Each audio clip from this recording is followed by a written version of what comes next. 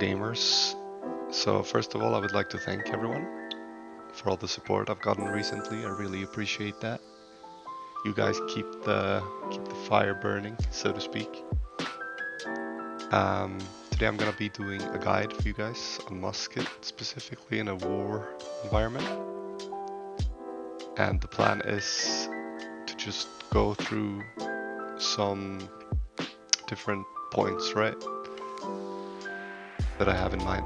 The most important ones in my opinion. And this is all from my perspective, so, you know, if you guys would punch the shit out of the subscribe button, I would really appreciate that. Trying to grow as a YouTuber and as a content creator, I would say. And yeah, if you liked the video, smash the like button. Thank you very much. Let's get into it. So as a Musket player, you would want to hang out around the ramparts. Very good spots. On the ramparts, behind the ramparts. Some Musket player likes to play on the wall here. I don't personally like it because you can't really do any AoE damage to the point. Like some abilities you can, but some you can't, right? So, like as a Musket player, you have the only advantage in the game to be really far away. So you would like to use that because it's just OP. Like stay as far back as possible, like max range almost. Especially in the start when you're actually gonna take out turrets, probably. A lot of muskets get assigned that. Everyone does it different, obviously, but then you just want to use, if you have trees, rocks, whatever you can, to your advantage to actually take cover if you have another musket player that's shooting you. Prioritize that duel, shoot him in the head, win the fight, and then keep on shooting these turrets out, yeah? When you're attacking the point, it depends on the situation really. If you guys are really close to capping, I would pump damage into point, even with your musket, shooting tanks, right? Other than that, I would prioritize healers around the point. I would prioritize DPS that's playing on the ramparts. And always the top prioritization, in my opinion, is to help your friend. If your friend is getting attacked in the back here by Bruiser or a tank or whoever really, and you're standing over here, help him. Because if you can kill this guy and save your friend, you've just got like max value out of what you can do. If you guys breach the castle, I would recommend, let's see if you can figure this out. There's the staircase up right here. If you reach the castle, the normal spot would be to go up here, right? If you're a musket, I usually go in here. I walk up the staircase here to the wall here, and I stay on top of here. The other spot I would recommend is this one. There's like two spots I would recommend. If you prefer this side, go this side. But this spot right here is probably one of the best spots in my opinion, because you're the furthest away from both staircases, so you will always, well, almost always, if you're aware, be prepared of a melee's pushing you or whatever, and you can reach the point, pump damage. You can shoot on top of the wall here, take out other muskets, other DPS, etc, etc.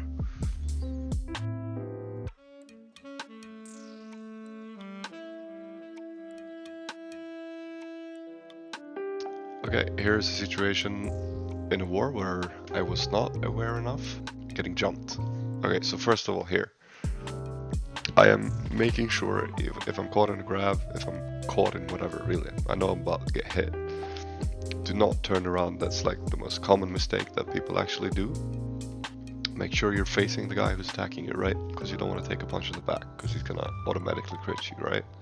For me it's just about healing and surviving right now, so hit him with one of the few abilities I have that can stagger him a little bit. Make sure I avoid a little bit, poke him to apply some pressure. Never stop applying pressure in situations like this, right? Never stop doing damage, but obviously prioritize surviving, right?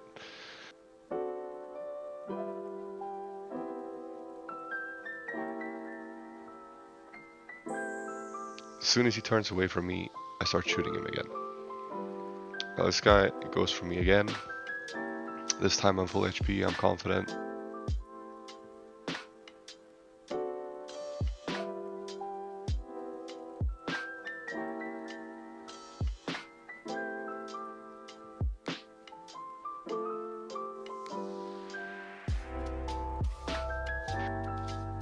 So the build is very unique.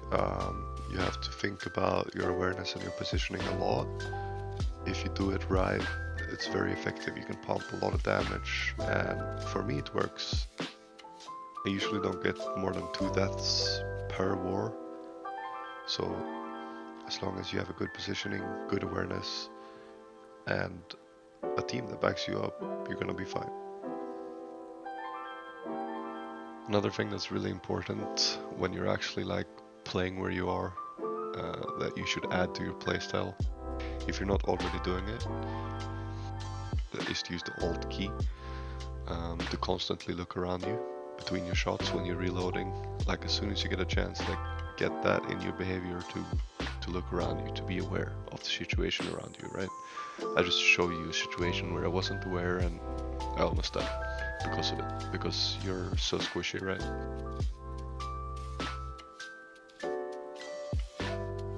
So this is where it gets a bit weird.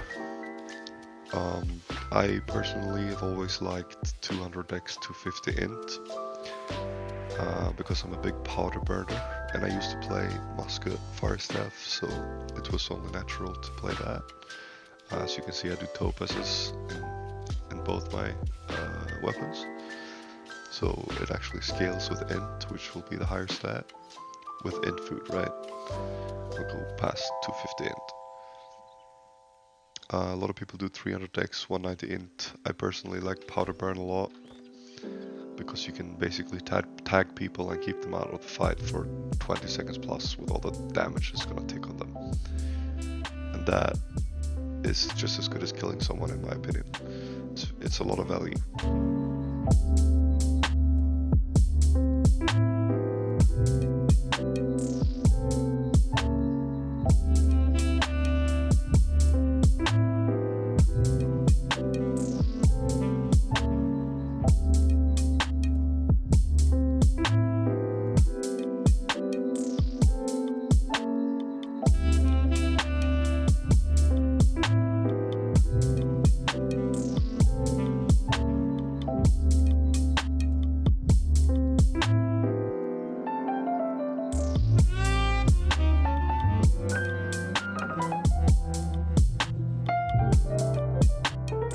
The only two abilities that I actually, the only two perks that I actually use are Crypt and Powder Burn, and then Powered Shooting Stance. And other than that, I just try to go for as much defensive abilities as possible.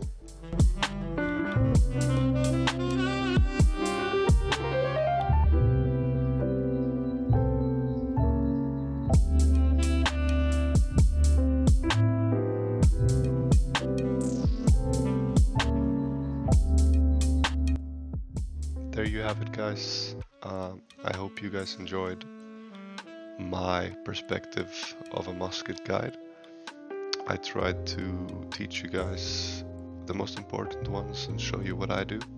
Obviously there's 1,000 different variations to what you can do in this game with your different builds and stuff, and there's a lot that I have not covered. I just tried to cover the most essential stuff, and hopefully that helped. Thank you guys for watching. I appreciate it.